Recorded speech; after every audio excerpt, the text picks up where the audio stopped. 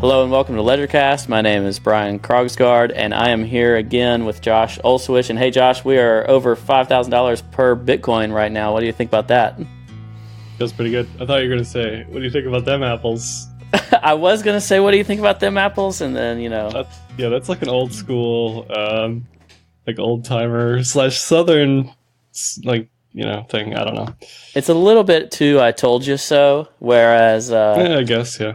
I had some bullish confidence. I think both of us did. We even got a couple of shout outs for having expressed our targets, though neither of us, I don't think, would have said, yeah, it's obviously going to happen in one day.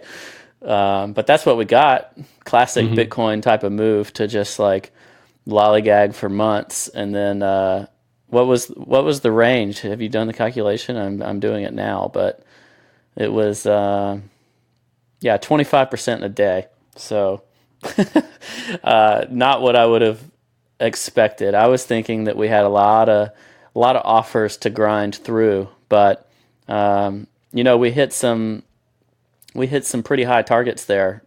So far we've topped out at around 53.42, and I'll note that on January 1st I said my Q1 Bitcoin target was 5,300. It hit it on April 3rd, so I was wrong. But it's been a heck of a move.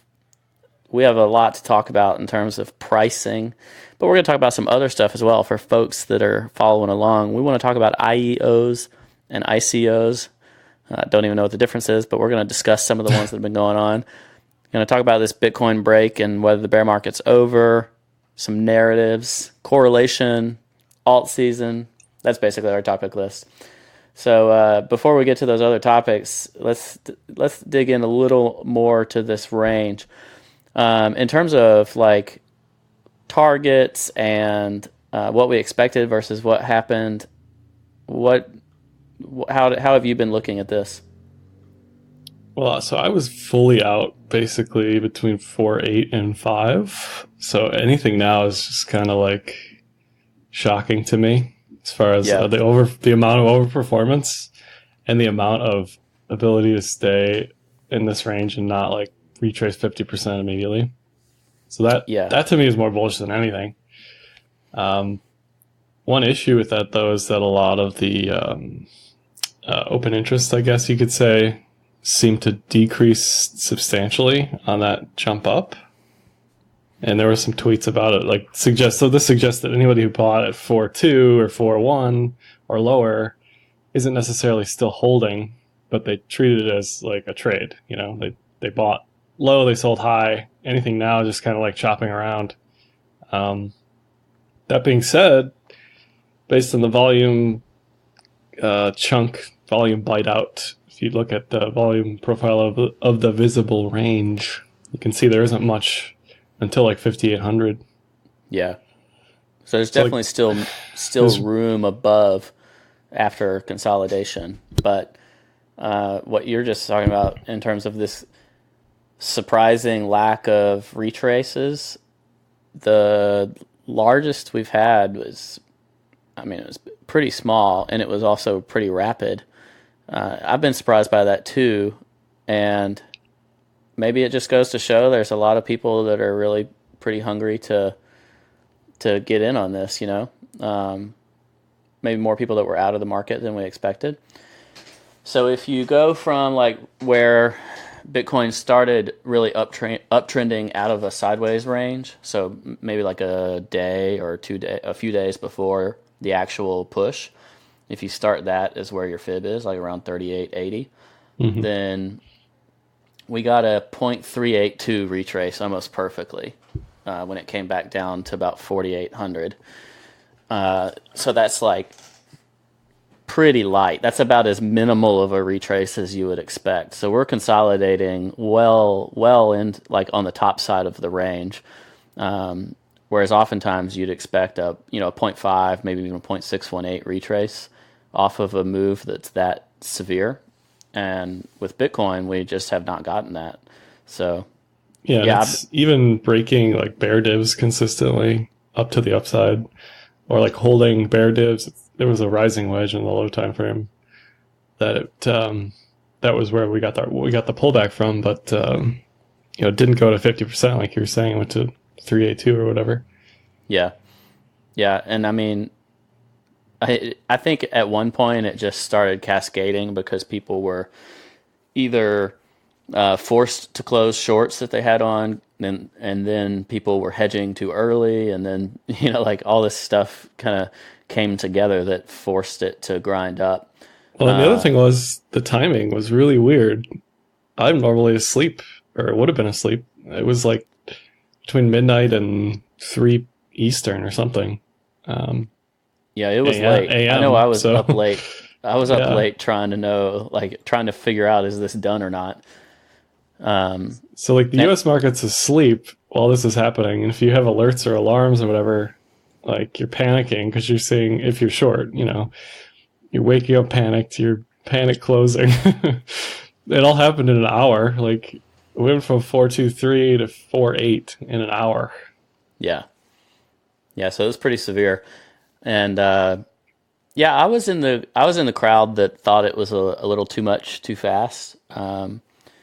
In terms of how I trade it though, like I like to think of the way I manage my kids' portfolio as like the responsible person, longer term outlook. And I didn't really get rid of anything of theirs on spot until really I got pretty fortunate with them, and it wasn't until we were up there like well above 5K, like in that close to that top 52, 5300. I took them out of some positions, just like thinking it was a little obscene at that point. Because what normally happens is after you have a rapid move like that, there are people that go long too late, and they essentially have to be punished. There has to be a retrace, and we Mm-hmm. just didn't have anything. And that's finally when we got that 382 retrace. But we still haven't had anything to really punish anyone that was longing late or anything like that. And maybe it has to do with just so little new open interest. Like there's just not enough people interested in the market yet. But I'm still personally expecting a retrace down at some point. Now it could do a whole nother leg up. We could go to 5,800. I don't know. But like it'll be hard for me to think we just, you know, go off to the races, new bull market, all that stuff, without coming back down to the 200-day moving average again and confirming the 200-day. Mm-hmm. There's a few things that haven't happened. One is the 50 and the 200 haven't crossed, which is usually really late and lagging anyway. But Mm-hmm. usually you get a retrace back to when those types of things happen. The 200 is still going to be moving down on us, like it's not curling up, because it's still including the drop from 6K, if I recall correctly. So yeah, that's still in the calculations on the moving average. So like the 200 is going to be continuing to go down, meaning our retest could end up a little deeper even than the whatever you want to think, like 46, 4,700 by the time it occurs. And yeah, I mean, eventually I think that people that are not in will have a cheaper place to buy. They just Yeah, for might sure. miss some volatility that's going on right now. So, Yeah, I mean, at the very uh, least, like you're saying, like any real entries are going to be after the 5,200 cross at the 200, and any other real entries are going to be at the Kijun to get that Kijun bounce. Most likely, those are going to be basically the same level when it happens. yeah, by the time Um, it comes back. And right now, for people that are listening, the Kijun is 4350, and the 200-day is around 4600. So like those are going to start working their way towards each other. And also, you mentioned your targets. The cloud top was around 4,800. It paused there for a hot second, and then blasted through it on the daily, and then it retested it on the next two dailies from the top side. So, like that's enormous levels of strength to basically stop at the top of the cloud in terms of what's going on there. The Bollinger Band midline is now only at 4,200. So like mhm. that would be an example. That's a 20-day moving average. That's a fast moving average. That'll start moving up really quickly, obviously, but there's a long way that it could retrace, and like people should still be bullish. Like they would be dip buying opportunities. But if I was, you know, managing a portfolio here where there was cash on the sidelines, I would be taking it slow. Like I wouldn't necessarily say, "Oh yeah, it dipped 4,900 or it dipped to 4,800. Let's go all in." Yeah, for sure. You No, it could go can to 4250 and it'd still be bullish. So right like exactly, exactly. I'm in no rush to get back in here at this level. There's certainly some conditions where you can bite into some stuff on lower time frames. But like, I mean, if you go to the weekly cloud, like there's a probably less than 5% chance this happens. I'll repeat, less than 5% chance. But it's possible we hit 7550, which is The weekly Keynesian. weekly Kijun. Like if I'm wrong about 6200, which I don't think I am based on the volume, but if we breach 6200 for some stupid reason, 7550 would be the next target based on just pure technicals, you know? Yeah, I actually think that levels over the breakdown from 6K, which really our breakdown happened around 63, 6400. I think levels over that are really interesting because that's where lots and lots of people are saying that's the like total down market is over, new all-time highs if we clear 6400. And I like, ever since the bear market started, I've been wanting something like that, some sort of like so obvious of a level that you clear and then you lose it. And that just punishes market participants, which markets love to do. So yeah, I think actually 7,500 and then a retrace within some large candle, like within a weekly close or something that goes back below the 6,400. I think that would be right up the alley of what would be logical and painful for a lot of people that would get back in because it's above 6,400, right? Yeah. It's like if we get so that the buying at the horizontal, there's some confluence with like these $1,000 or 1,000 coin buys that happened in quick succession during Is this the mysterious $100 million buyer? Yeah. Yeah, I wasn't following this, but apparently it made the news. So like if that happens again, like yeah, sure, we can go we can go wherever we want to go, you know. Yeah. But we had a pattern. It was a reversal pattern. The pattern hit its target. The cloud hit its target. It's a mean reversion on daily, blah, blah, blah, blah, blah. So to me, anything else beyond where we are now is just pure overperformance. I do like the weird psychological numbers of like 5555 as resistance or like 5666. Stuff like that is certainly possible. But it looks overextended, like on oscillators. If you go to the daily RSI, it's like at 80 to 90 plus. You usually don't see that too often. Yeah. At least for like a sustained period. Like it can range between like 80 and whatever, 80 and a million, but it's not going to just pulse continuously, you know? Right. Yeah. And they all look, I don't know from like a stoke perspective, I don't know a time frame that's like not overbought. And I know like you said, they can stay that way. They need a wave. They need a wave a little bit though, even if they're still in overbought territory. One of the things I'd been watching because I like it's zooming out to the weekly, but then narrowing to the single cloud, so faster settings on the cloud. It was a really nice indicator for bumping over the Tinkin, and like right now we're essentially kind of battling the single weekly Keynesian. It's around 49.75, and then the 50 week moving average is around 5,700. So yeah, I mean, like I think a lot of these levels will come into play. Like if people are looking to take profit, or if they're looking to see like what might some resistances be, I think going out to those higher time frames and then considering how could these dailies close, how could these weeklies close in line with some of those resistance areas is a pretty decent practice. And then like try to mark those levels from the weekly and then go look at your lower time frames in terms of how those could be influenced based on lower time frame patterns that you see. That's how I'm looking at it.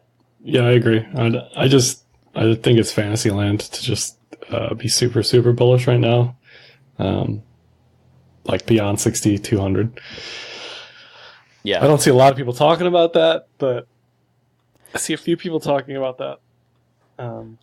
I think we've got like 5-6 months left before we actually break the 200, like on a real level. Break the 200 what? Like have a real like sustaining bull trend, not just like one candle broke the 200. Oh, it's all over, Like, yes, that's obviously massively bullish considering how long it took to break the 200, but we also broke the 200 several times in 2018, and it didn't really matter, The 200 EMA. Yeah, like even the MA probably, right? No, the SMA in 2018 was like just a hammer. That's why, like, I've been pretty much a full SMA convert because of the power of the 200 day. I mean, the 20 SMA is like the gold standard, right? Based on that bolt because and Mr. Bollinger, shout out to Mr. Bollinger, by the way, too, because the weekly, we talked about this on the last episode, the weekly Bollinger Band midline / 20 week moving average, we cleared it the prior week, had a nice little kind of miniature bull candle, and then just popped. It was the clear, in my opinion, winner of like both resistance throughout the bear market, and then also the clearest sign of strength this time around, because we didn't get instantly rejected off of it. A lot of altcoins had already moved above it, that kind of stuff. And so that's what, the 140 week daily, right? Something like that. Just 7 times 20, right? Or am I doing the math backwards? Maybe, I don't know. I can't do that math right now. Well, 20 weeks times 7 should be 140 days, right? So I'm just saying, like, if you're like a daily charter, whatever, you can just pop on the 140 SMA. Yeah. You could use. Anyway. But yeah, so over the 200 day, over the 20 week, but like you said, like there's a big, strong zone of resistance overhead. I actually think the likelihood of hitting that is pretty high, at least higher into the 5Ks. Like if we get a test down to the 200 day, I'm a buyer for sure, because I want that move up into the high 5s, low 6s. That's a big move. I just don't like it as much from right here. So like this is a place currently where having some ammo ready for the sidelines, if you will, for the buying opportunities, is something that I'm interested in. So yeah, I think you buy anything below 4-6 unless the candles or patterns look bad. Like if we start getting some weird bearish stuff, then I would avoid it personally, but otherwise we look good as far as I'm concerned. Yeah, and I agree. And in terms of my Q2 outlook, I posted this on Twitter somewhere, but I think that it's likely that we're hitting an accumulation range in the like in between zone. So if our accumulation range after the 6K breakdown was basically below like 4,200, I think now 4,200 to 6K is our accumulation range, where I think we could easily spend the rest of the year roughly in that range. Yeah, I agree. And go ahead. Is it the 200 week on, let me see the value of that. The 200 week, the other one that I've been talking about, yeah, it's up to 3,500 or so. And it'll continue to move up from here. But I think we might even see like a really nasty wick that tests the 200 week before all this is said and done. Like, people talk about capitulation wicks in bear markets being necessary.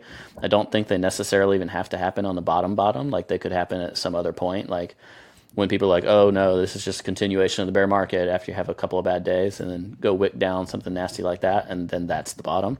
It's the type of thing that I want to be on the lookout for, and therefore there's not a whole lot you can do to avoid that other than try to avoid like super high margin and, protect yourself with stops, because we could have a day where, just like we went up 20%, we could have some kind of liquidity crisis and it goes and taps that 200 week or something like that.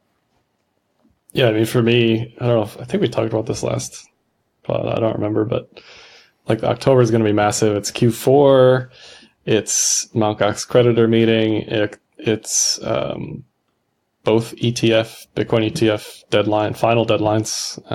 So like the most bearish thing would be ETFs denied, which is most likely in whatever anyway. But and then the Mt. Gox stuff just gets like market sold or some yeah. It's like if that happens Q4 or near whereabouts all at once, that's probably the most bullish, because then we can get what you're saying is like a massive spike or something crazy whatever be done with it.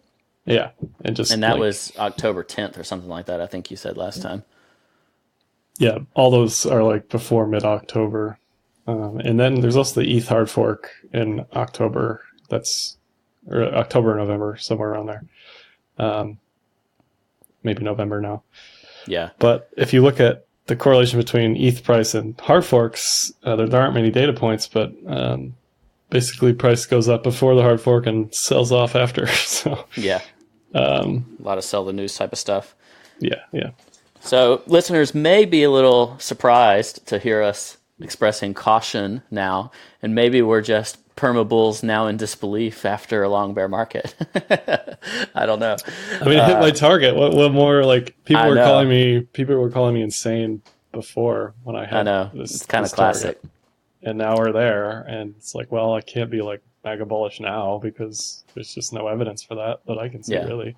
So this is our place to show caution. I'm personally still pretty heavily in the market, but I'm also much more strongly looking for hedges and stuff. And I've been trying to do that on low time frames and mostly not with a great deal of success. But one of the things that I do think there's been opportunity for, there was some alts movement before that big spike, and that big spike crushed alts on the BTC pairs. And it gives me hope that we might be re-entering the zone of negative correlations, or at least somewhat decorrelated relationships between Bitcoin and altcoins, or maybe an inverse correlation to volatility is the way I used to talk about it some. Do you think that that move may have been the trigger for an inverse volatility correlation? Before we go there, one last thing I'll add to Bitcoin. Yeah. So I put out a Brave New Coin quarterly wrap-up Q1 yesterday. So check that out. But I also calculated the quarterly price changes for Bitcoin. Even before like a quarterly future existed, there's still some decent evidence that the quarterly marking demarcations, that the just arbitrary and human lifespan calendar, whatever, makes a big difference or impact on price. So historically, Q2, Q4 has been the most bullish, just by number of up moves in those quarters. So we're in Q2, and I also think Q4 is going to be pretty bullish. But yeah, anyway, that's fine. Interesting. I think actually along those same lines, there's a website called Skew that tracks a lot of this, but I think options expiry is going to start becoming more prevalent as well, because I think Deribit in particular has started to get some traction with their options, and as more open interest is brought to the options market, the options with quarterly expiries will start to probably impact spot markets the same way that they do in traditional markets. And so I know Deribit had a big expiry on March 29th. So I think that'll become a bigger deal over time as well. And also volatility was at all-time lows too, or close to it. Yes, we were talking about open interest being all-time highs before the move on almost everywhere. ETH long positions were at all-time highs before the move, and unsurprisingly, ETH kind of didn't really go anywhere. We can talk about that next as well. But so Deribit saw record volume. CME saw record volume again. 60 million for Deribit options volume on a daily basis at the beginning of April. Yeah, So that's a that's lot. not expiry either, right? That's new positions. It has to be, That's right? yeah, that's options volume. So total buys and sells. Yeah. The expiry is more of like a cumulative thing, and I don't Hmm. have that right in front of me. But to put that in perspective, most of their daily volume in like before February, usually it was below 10 million with spikes up to like maybe 20 million. So in late March, they started getting above 30 to 40 million with a peak at 60 million. So that's a lot of options trading for a new space, a new derivatives space like Bitcoin. Yeah. And that's not even CME. You said CME was also at record levels. Yeah, so CME had a record day either yesterday or the day before, 4-3. Yeah. If you look at TradingView, they haven't really announced anything yet anywhere, but based on what TradingView's reporting, it's record volume in a day for them by a big amount. Okay, so Deribit there's open interest for by strike date. These skew charts are great. It's Yeah. sk3w.co. Terrible domain name. But then like slash options is that, and there are 19,000 Bitcoin of open interest for April 26th, and there are already 16,000 for June 28th, and 12,000 for September 27th. So those will continue to grow as those quarters come into as they become current quarter. But that amount of open interest, 19,000 Bitcoin on open interest for the end of April, I imagine we'll see some stuff around the end of April. So yeah. There's a lot of interesting stuff, like new things that are starting to play in the market. We will get into that alts correlation thing in a minute, but while we talk about that type of shift or indicator, one that did not do so well this round, which has historically been pretty strong, is NVT. This is Willy Woo's. Do you remember actually what it stands for? Network to value. Network to value transaction something or another. It's basically a measure of like on-chain transaction volume, and historically, when it has shown some divergences where like volumes going down and prices going up type of stuff, it's been a pretty decent indicator. And this time it got smoked because it was printing bearish signals right before that $1,000 move. So even if it does hint at future bearishness, at least in the short term, the move far outweighed the ability to position yourself off of that as an indicator. So there was some analysis from Willy Woo in terms of what that meant, and I think there were some folks that were commenting on it as well. That was interesting. But yeah, so yeah, I mean, you could say the same thing about TA that I'm about to say about FA, but I think it's wrong too often and not useful for the most part. Especially when you're comparing like today's market conditions and today's on-chain stuff to like 2013, 2014, whatever. Mm-hmm. It's just like the protocol changes. There's new off-chain stuff. There's new exchanges. Everything's different, basically, you know? So Yeah. I think to like compare that and say like this is bear, this is bull is tough in general. So I'm not a huge fan of NVT. I mainly talk about it because everybody else is looking at it, but I don't use it at all really to trading. Influence my decisions on anything. Yeah. Yeah.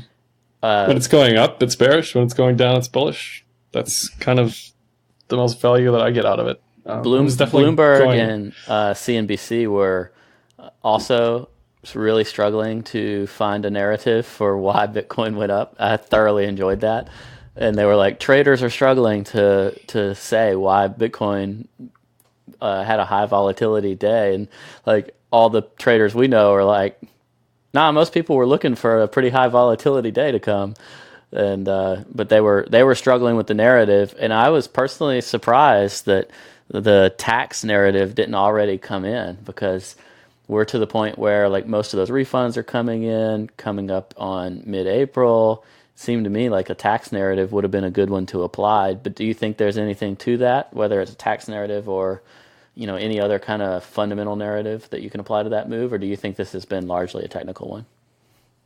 Well, I feel like the legacy people, when they see a big move like this, they automatically assume it's news related or Yeah, some whatever fundamental thing. Whereas, like, we've been talking about that target since February, mid February at least, you know. So to people who are technical, not to like toot my own horn, but it wasn't like a super big surprise, you know. yeah, And yeah, like the other thing was they were saying there was some April Fool's ETF article, which I didn't even actually see until I never after did either. the I think move. that one's pure garbage.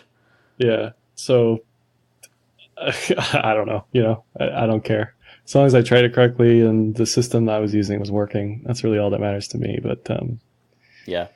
I think the yeah, other big thing that I would qualify, or I would say it's like a narrative, was that there was so clearly interest in altcoins again for the first time in a mm, long time. yeah, yeah. And that's Bitcoin's best use case still today is transacting, for the buying and selling of altcoins. And with Well, Bitcoin as the base I pair. would caveat that and say it's Bitcoin's prime use case is speculation, and alt's prime use case is speculation to gain more Bitcoin. That's how I would word that Right, right. personally. But But and altcoins had retracted so much that there wasn't really a whole lot more room for them to contract without at least some kind of like bullish interest. And they'd shown months of accumulation. And I think that even if you were looking for more down moves, like you wanted to say the whole thing since December has just been a big pennant or something like that. The struggle with that was that people were buying Bitcoin in order to buy altcoins, and like that's a real way to float help float the asset is getting money, whether it's out of people's bank accounts, out of Tether, out of whatever. Like people were interested in altcoins, and when you see a few of those altcoins move, and we've seen BNB and Raven and all these other ones like just have significant enough moves to where people start to say, "Hey, what's the next one?" And yeah, I mean, I think that was a big part of what helped reverse the market is altcoins stopped bleeding finally. yeah, and we talked about this last time too. But like people rotating out of LTC into Bitcoin or out of BNB into alts, EOS, you know, EOS to BTC, whatever. Definitely, you know, that was the other reason I was super sure we were going to go up. This stuff isn't happening in a vacuum, you know? So it's Right. like if everything else is going up around Bitcoin and Bitcoin looks technically like it's about to move up, you know, I'm pretty confident that we're going to get that move. Yeah. And what was super interesting to me is that when Bitcoin did move, historically during the bear market, when Bitcoin had strong up moves, altcoins basically went with it. And this time, because altcoins had pretty strongly been outperforming Bitcoin, Bitcoin tamed them a bit on the at least like few days, like certainly those 2 days where we had the big moves, but like really almost this whole week, a lot of altcoins that had been grinding their way up or moving really quickly, whatever, I mean, they got hit pretty hard.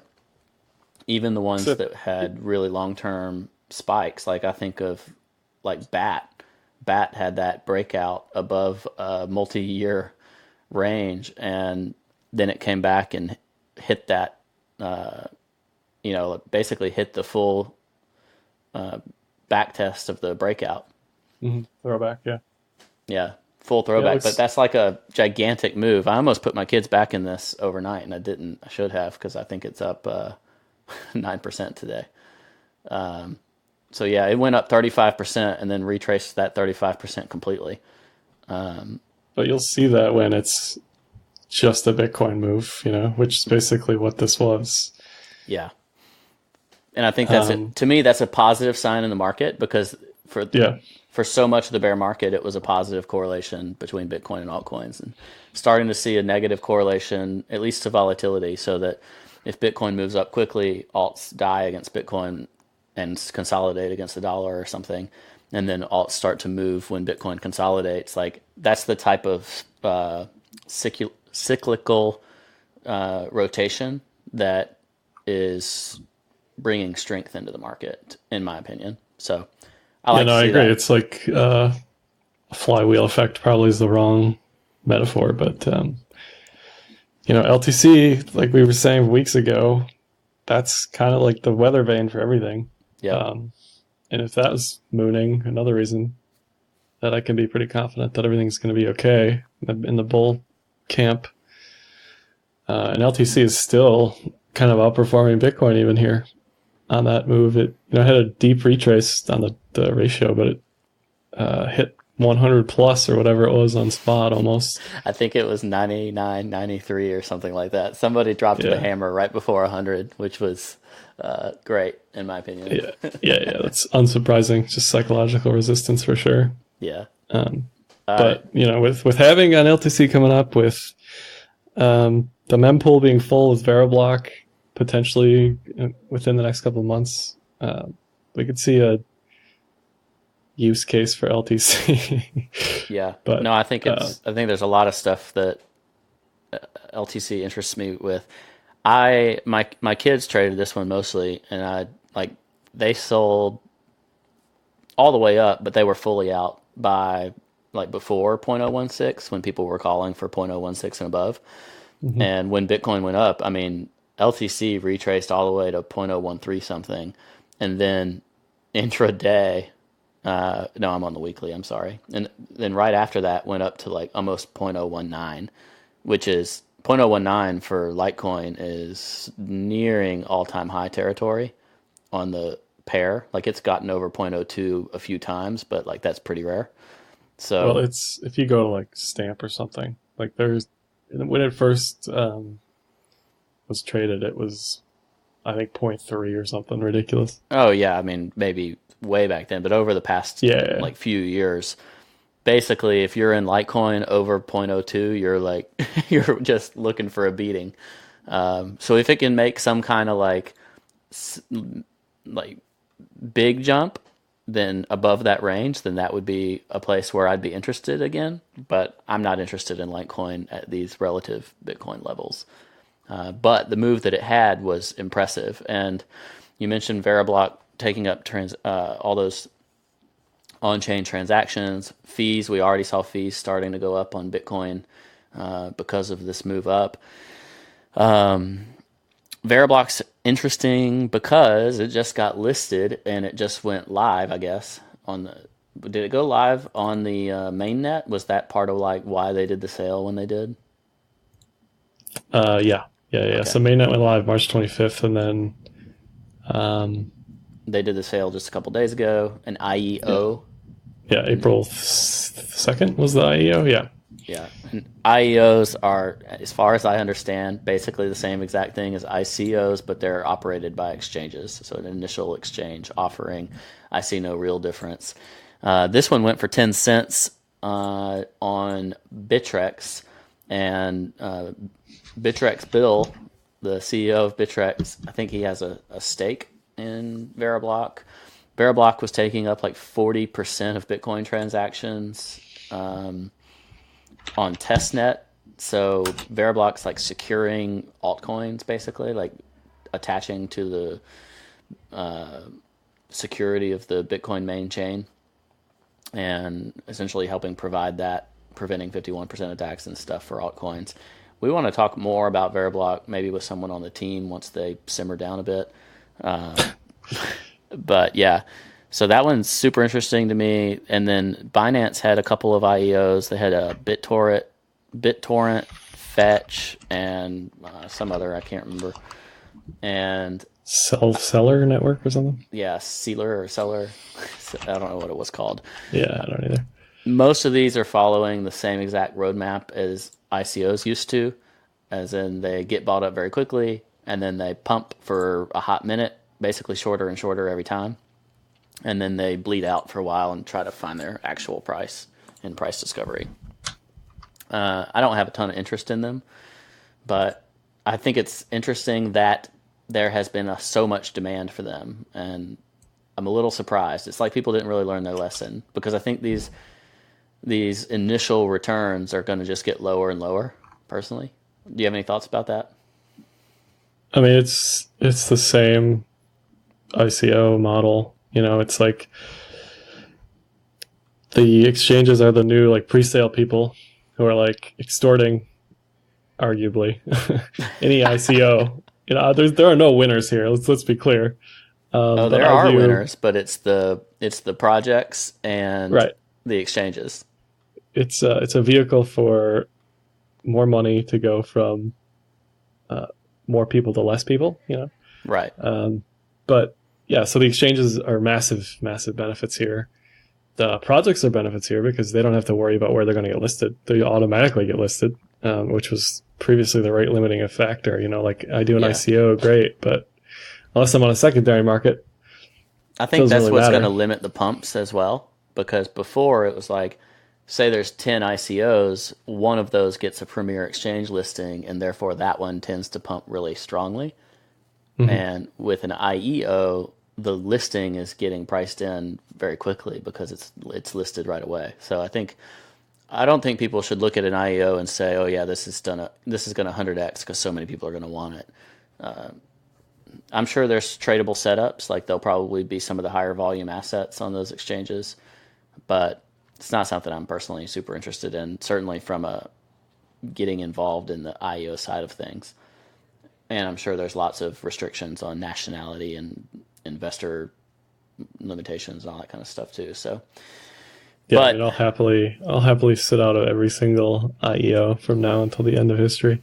yeah, but that's been a catalyst for at least some of the exchange coins. I know Binance and Qcoin both went up a lot with those as part of the reasoning why. We talked about that last time, but just wanted to throw that out there. Maybe some of those coins will end up becoming coins of interest. Well, another part of the extortion narrative is in order to participate in these IEOs now, you're most likely going to have to proof of stake your exchange token, basically, which Yeah. soaks up supply, increases demand artificially. Yep. While we're talking about tokens and staking, there's one piece of news that I didn't have on this, but I do want to ask you about, which is Coinbase is going to stake Tezos as part of Tezos custody. And I heard that it was Coinbase that was the major buyer in that Tezos pump. So I sold my bag to Coinbase. I'm pretty happy about that. Nice. But do you have any thoughts about Coinbase dipping their toes in the water with Tezos, especially amidst all the legal uncertainty?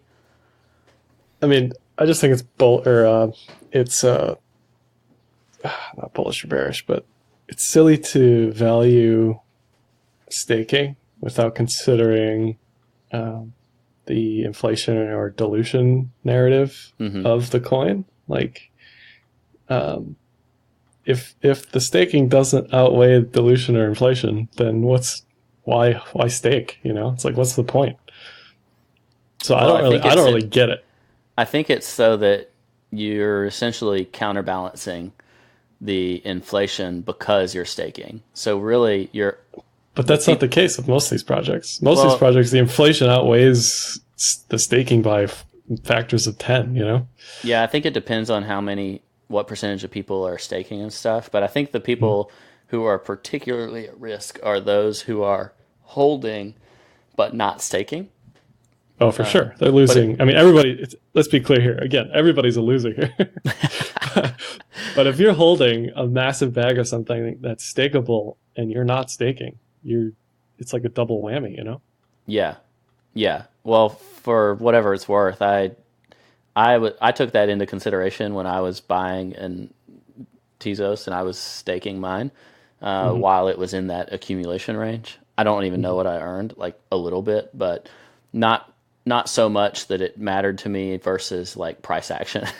But for people that are more looking for long term entries, then and they are bullish on the project, I think staking's fine. But either way, it provided a fantastic narrative to pump Tezos and to trade it. And I was, again, like Bitcoin, it went further faster than I would have anticipated.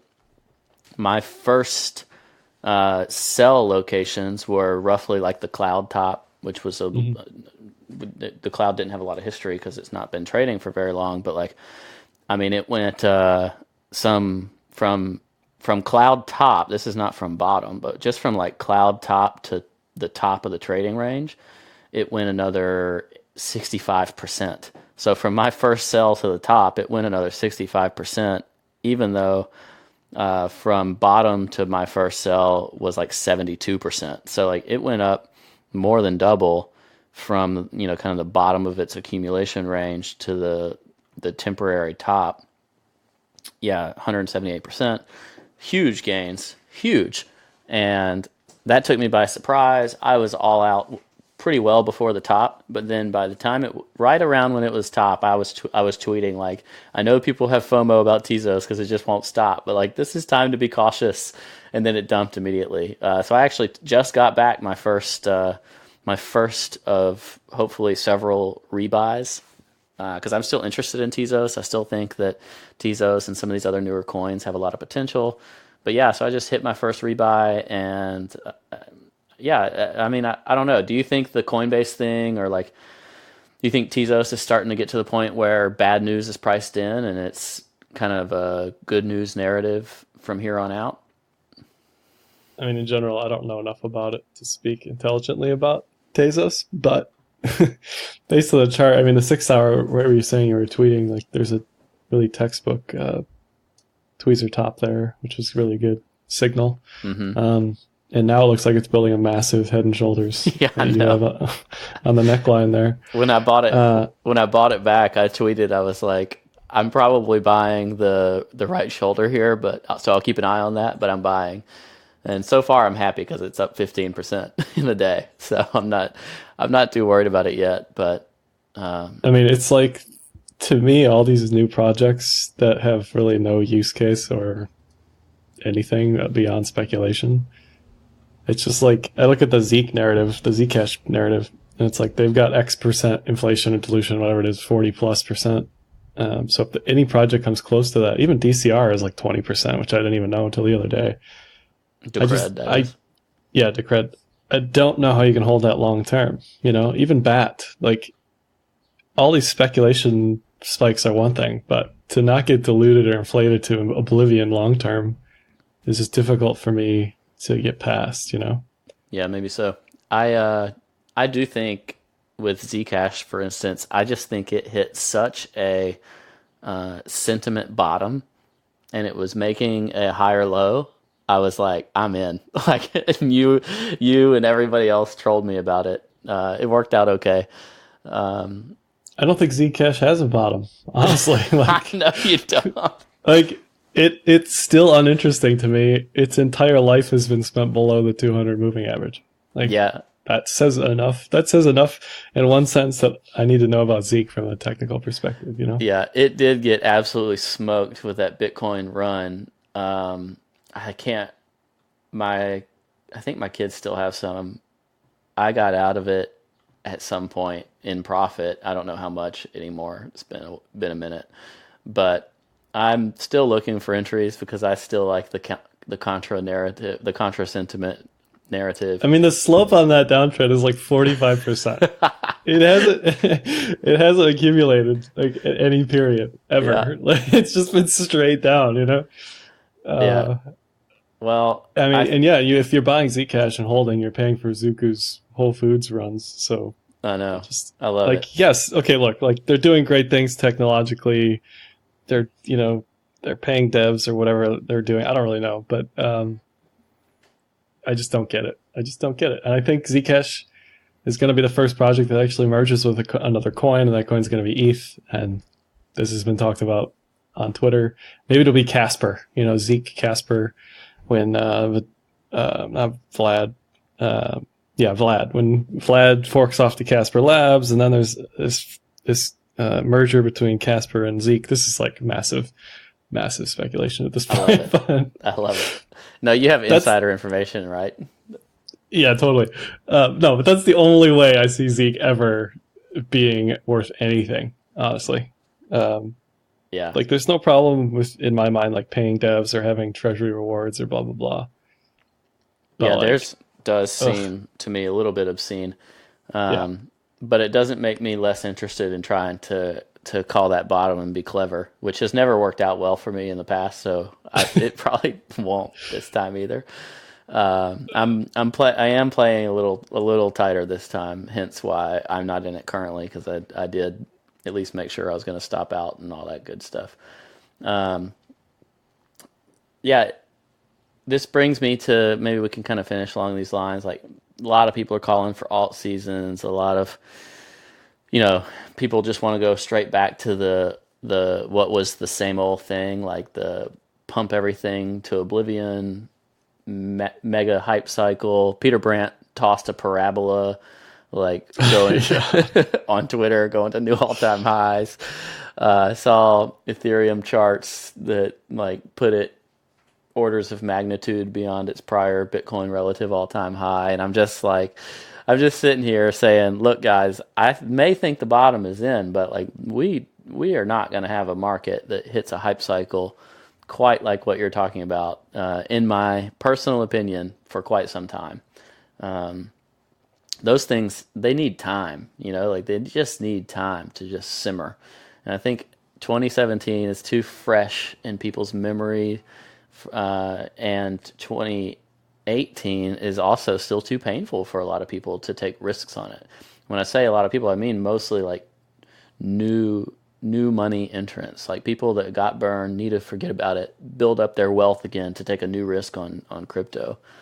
Doesn't mean I don't think there's opportunities. I just think these grandiose like 10x or bags ideas are a little far-fetched for now. But I do think there's a lot of tradable ranges.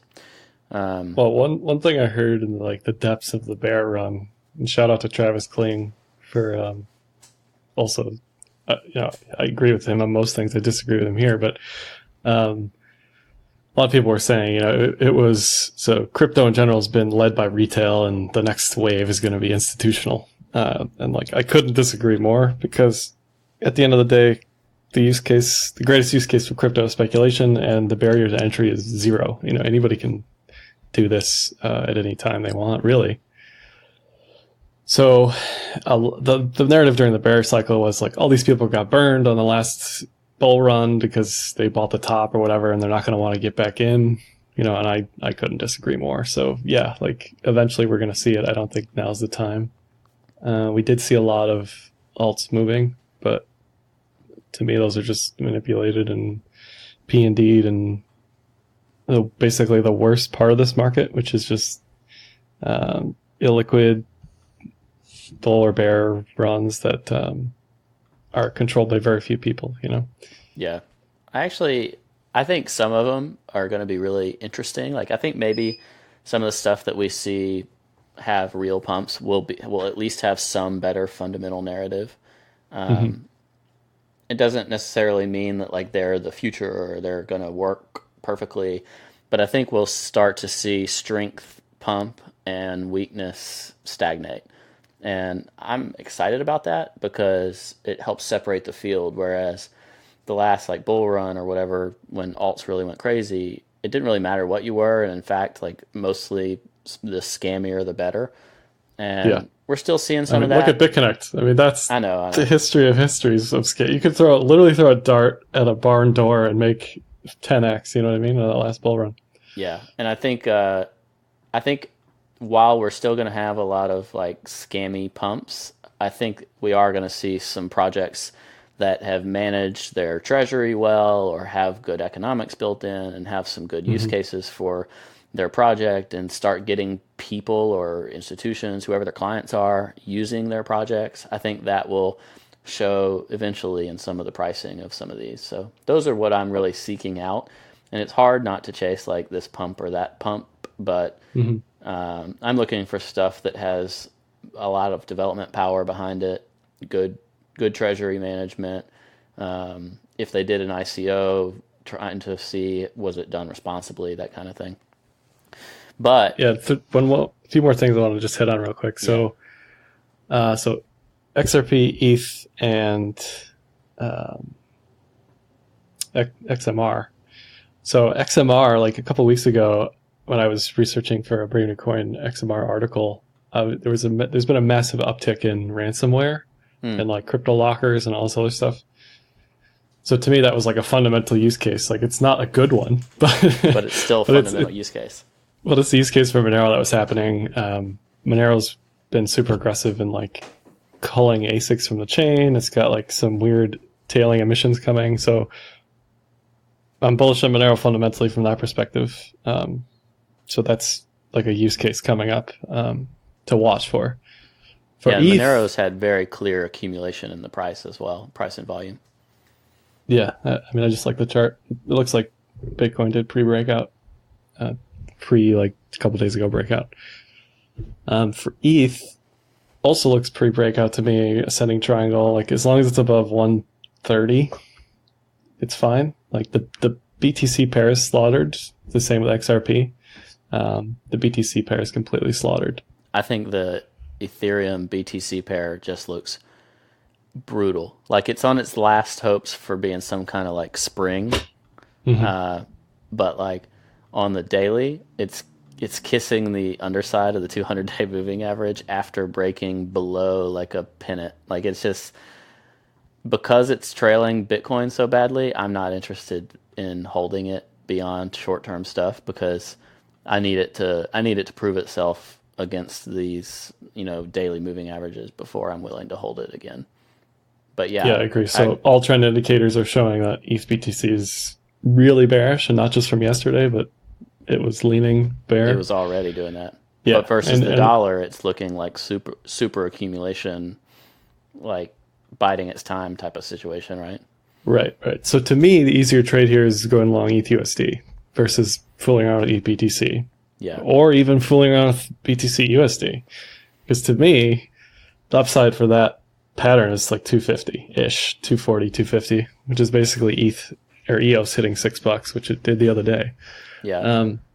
So one way that ETH gets to 250 and still holds the bearish ETH BTC ratio is if BTC keeps going from here, which I think isn't going to happen, but has to happen if I think ETH is going up, and ETH BTC is bearish. So if I like try to line up all that stuff in like a confluence perspective.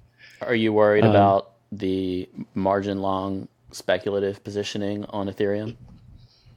For people listening, it's like always funding for shorts on the derivatives exchanges, BitMEX and Deribit, and meaning shorts are getting paid to be short. And Bitfinex is like 80% plus long on Ethereum, which has historically been a decent indicator of like just overall sentiment being too bullish or too bearish. It's hyper bullish on Ethereum. Yeah, there are definitely market metrics. I don't know what to call it, like funding and OI metrics. Stuff. Sure, that do not support the 250 target at all. So it'll be super interesting to see what happens here. Additionally, I wonder if there could be some sort of like either attack or crisis around like some of this maker funding, like loan system type of stuff that's been going on. In the event of some kind of move down, like if Ethereum could be more strongly affected by that. I don't know enough about it. It's an area that I want to learn more. It's like people going long on Ethereum and taking loans to do so, and then using the loan to do other stuff that's also long Ethereum. Like it just kind of sounds terrible to me. Well, anytime you take circulating supply out of circulating supply, yeah, that's bullish. Just that baseline. So if we're taking ETH out of circulating supply for maker or for but if the people stake, doing so are also reliant on the price of Ethereum staying above a certain level before they're margin called to turn their loan back in or bring additional collateral. Based on what the CDPs are sitting right now, like there's not that much at risk for liquidation above like 120. So even if it goes to that level, it's not a big deal. I think the bigger risk is if the MakerDAO gets hacked, which is like a 0.0001% chance, but it's a non-0% chance that can happen. So that I think is a bigger issue. Well, my bet personally is that it's going to take you a while on these Ethereum USD longs. And I think the Ethereum BTC chart will continue to play out bearishly if Bitcoin moves up, because I think personally that ETH USD might be range bound for a bit to get some of the speculators out. And also, the alignment that I see on the moving averages with Ethereum USD really reminds me of a lot of the other altcoins that took a hot minute to like just all converge. So like the 20, 50, 200 all in the same place, price in the same Yeah. place, everything just like in this major accumulation range, and just make that as painful as possible while everything else is moving and make everybody mad, and then eventually make its move. But it's not one I'm in a hurry for. And I say that it'll be $250 by the next time we talk. But Well, like I'm long-term bearish on ETH, yeah, but based on technicals in a vacuum, it looks like pre-Bitcoin, or yeah, technicals before in a Bitcoin. vacuum, I agree with you. I'm just not, I don't think it will outperform other assets in the market. I think there's too many things that makes it potentially underperform other stuff in the market. Oh, I agree with you there 100% too, but I also think this is the easiest chart to trade right now based on tech. Like the pattern is what it is. So Yeah. I don't know. I think your reasoning for that is because you trade fewer pieces of junk than I do. So like I can find stuff that I like better than this in the world of like mid cap alts, and I think you Yeah. probably want to trade like top 10 cryptocurrencies more than I do. Yeah, I mean, this is a multi-month pattern that's coming to an end. You don't see that too often. Yeah. So I like to take those opportunities You're when I see them, probably you're just based on probably right. probability. You could convince me if we talked longer about it. Yeah, but no, I agree. The market sentiment or whatever is stacked against anything happening higher on ETH right now, for sure. Yeah. Funding and like if funding wasn't so 87% long, by the way, on Bitfinex right now.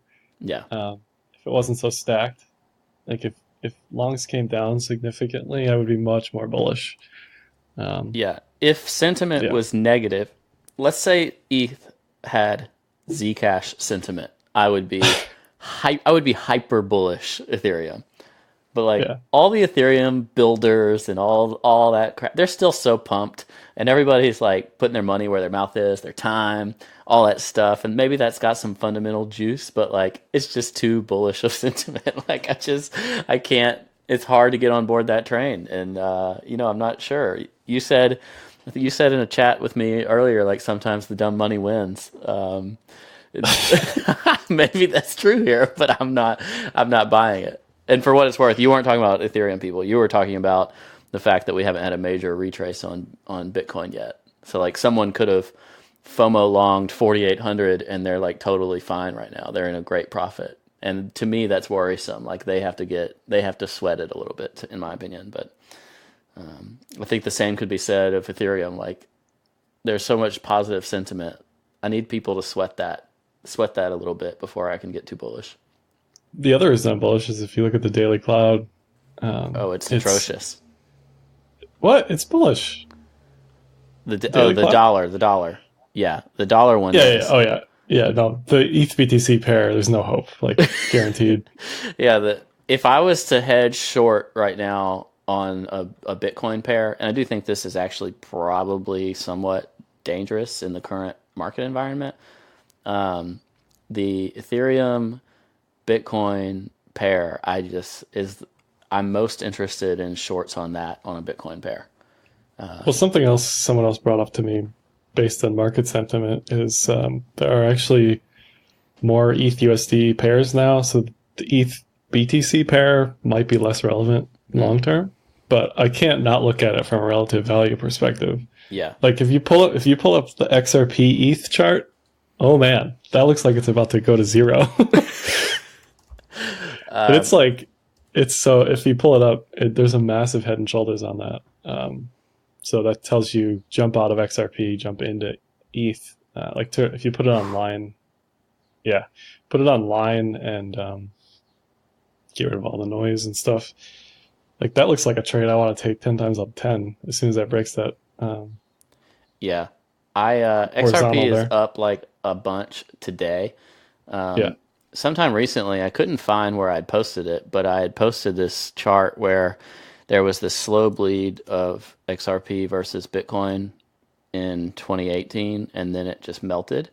And I drew a corresponding fractal leading into whatever the last week or so, the end of March.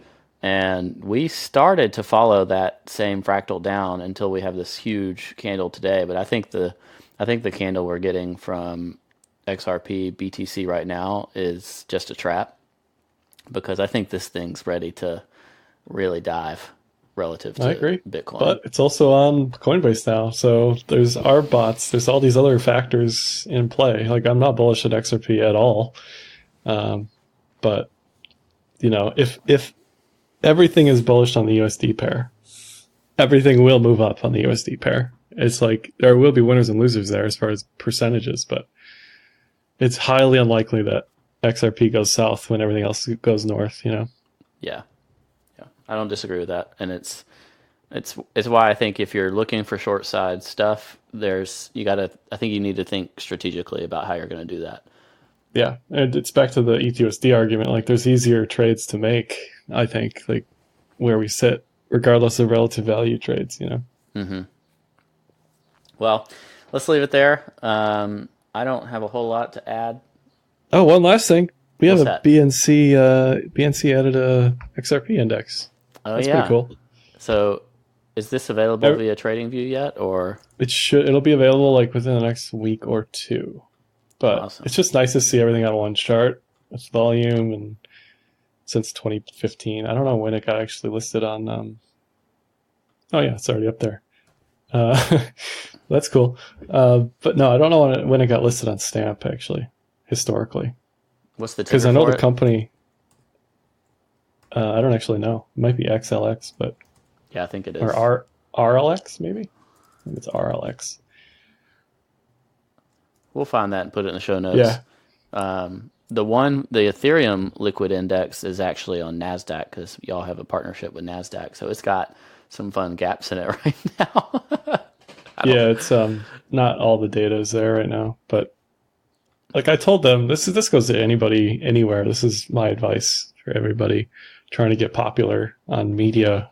Like, give your best stuff away for free, and people will come to you. Like, that's how I've operated myself, and it's definitely paid off in spades for me. So, Yeah. So I want them. If it were up to me, I would have the full history.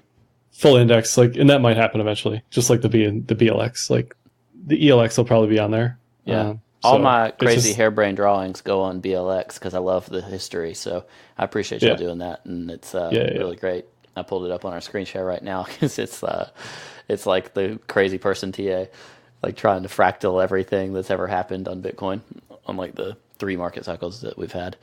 So yeah. Yeah, I mean, if you're a technical person, you want to see all the data in one place, you know? So it's useful. Super nice.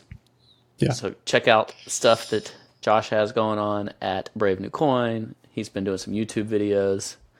The latest was so that happened, meaning the move up. He has predicted 5K by May Moku, as stated on this podcast, came true with a month to spare. So congrats. It's like when stuff happens that you said was going to happen. Do you pat yourself on the back? What do you do? You know, do you acknowledge it in some way? For me, the trading is like the reward, right? The monetary reward. Well, some people just want clout, you know. Yeah. So put a little clout in your clout piggy bank. You deserve it. Okay, thank you. And we'll catch everybody next time. Have a good one. Thanks. Take care. Monuments crumble in the blink of an eye. The easy river has just run dry. In a house